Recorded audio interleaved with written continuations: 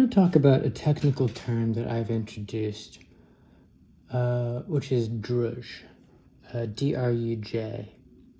And I brought it into my Byzantine accelerationism text from about a year ago. And so basically, the word Druj is a replacement for the word evil. And it comes from Zoroastrianism.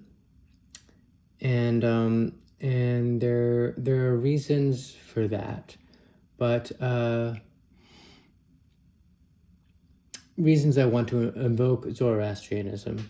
One of them is that, so in my view, there are like, in the current cultural consciousness, there are like a number of symbolic layers, a number of layers of symbolic violence done to different cultures and religions. I think in academia, there is symbolic violence against Christianity as such.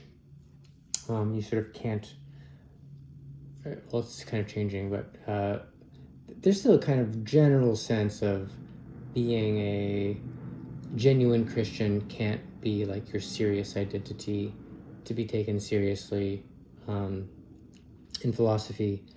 But then if you are, there's a second layer of symbolic violence against the Orthodox Christian tradition, the sort of Syro-Judeo-Hellenic, Eastern Mediterranean, non-Latin alphabet using Christianity.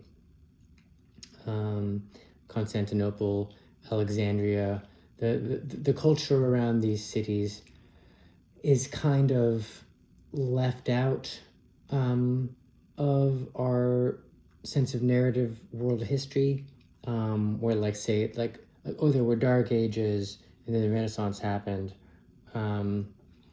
Like the world has obviously begun to think of that as having just been happening in Europe, and then in China and India and other places there's all this other stuff going on. But what's still left out of that is the Byzantine world, where, for example, culture was still really thriving during that time, and it wasn't this like other culture. It was like the kind of same lineage that could be called Christendom, but isn't Western Christendom.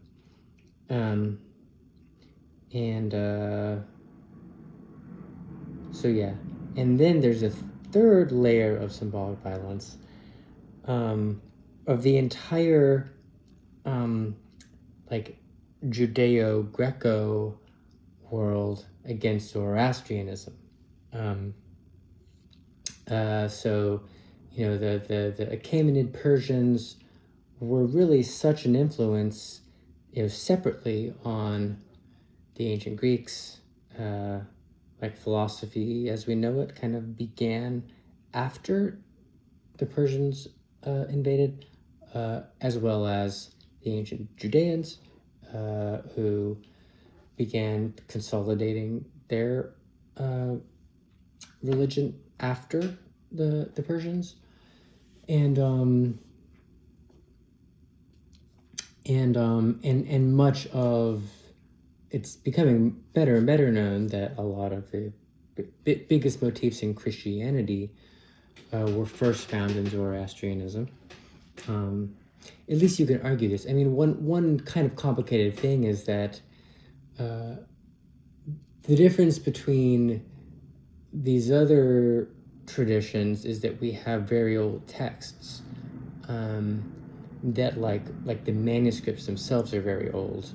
Whereas with Zoroastrianism, we have probably old texts, like the Gathas seem like they're written in a version of Avestan, which is super ancient, but the manuscripts are super recent, like like 1,000 years ago or whatever.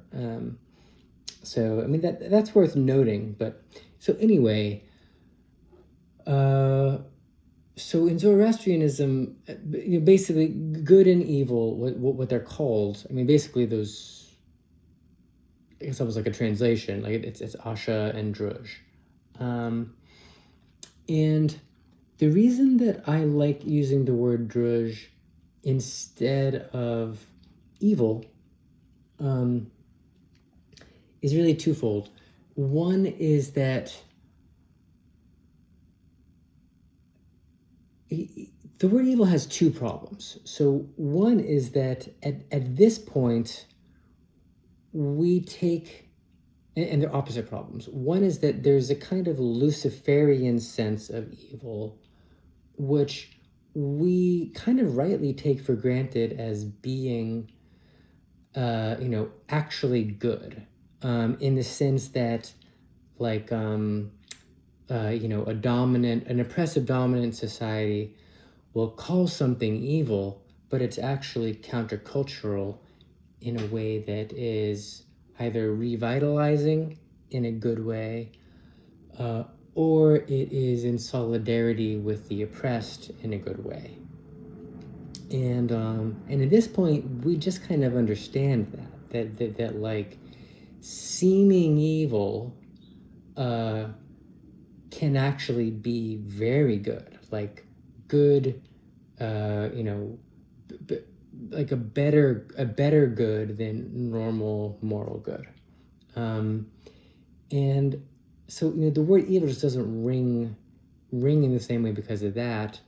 Or if it does, it's from the standpoint of maybe a sort of icier version of moral good.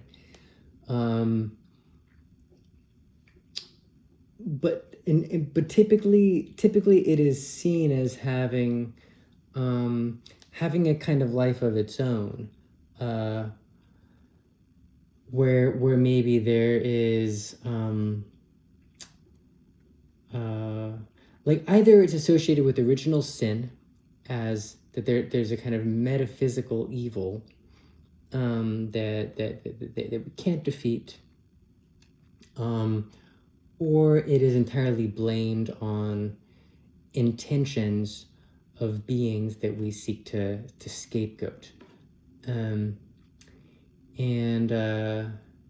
So yeah, it's kind of like the word, and like when we use the word, we're not clear which version we're using. So what I want to use Druj for is, first of all, to metaphysically insist on what is called a privation theory of evil, or a privation theory of Druj.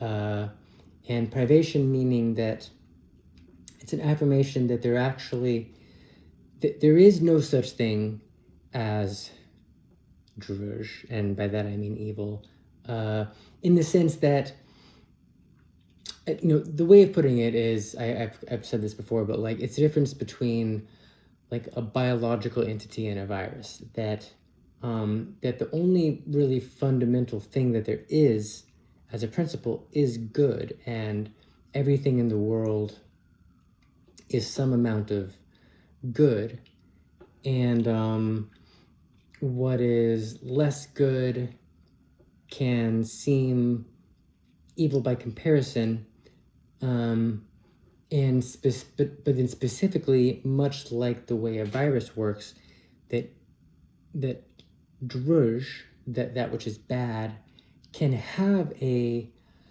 life of its own that transcends particular instances and situations, and that it can even actually grow. So it's not just chaos or desolation or confusion or a mistake, but that like a circuit of Druj can be self-amplifying, so it can be more and more destructive, and it can be deceiving. It can have a kind of glint of seeming life in it that makes you attracted to it, because perhaps it seems as though it is what I was describing as the good version of evil before, that it can be like, oh, this is different from the mainstream, this is defiant, so, you know, by virtue of a self-definition as being different from this other thing, surely it's good, but maybe it's actually already co-opted in a way, or maybe that's just not, maybe it's not co-opted, but it's still just destructive, where it's maybe tending towards pain and dissolution of things that would better be held together, something like that. And then the idea of the Hyperborean gets some nuance here, in that, you know, I've always contrasted the Hyperborean to the Transcendental, where the Hyperborean is like bad or dark, and the Transcendental is good and light, and it's, you know, oriented towards creative becoming and love and so forth. But I've never meant that the Hyperborean like needs to disappear exactly. Like the Hyperborean is this kind of darkness that in the human world, you know, we kind of always have to deal with, and even maybe gives meaning, gives weight to life, and is you know, is true, is sort of profound. But it's when the Hyperborean sets off in the direction of Druj that then there's a problem. So you could see it as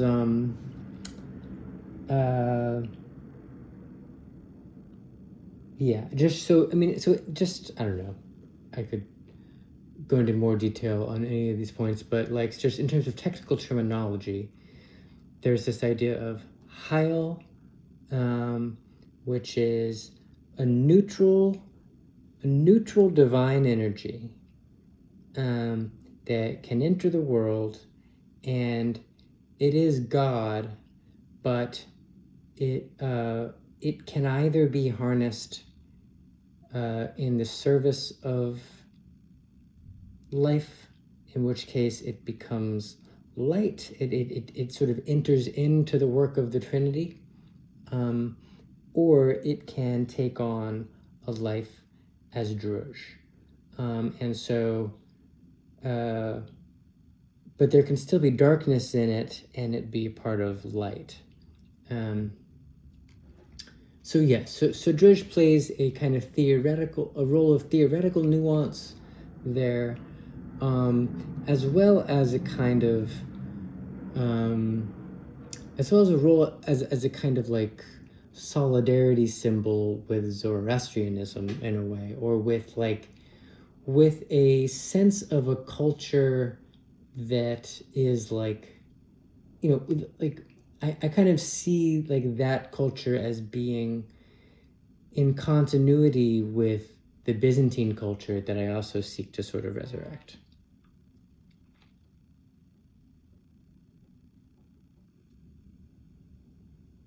So that's the idea.